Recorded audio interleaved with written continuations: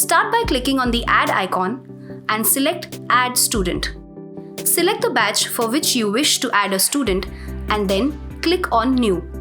If your student is below 13 years of age, please check the toggle button which will prompt you to enter their guardian's contact details.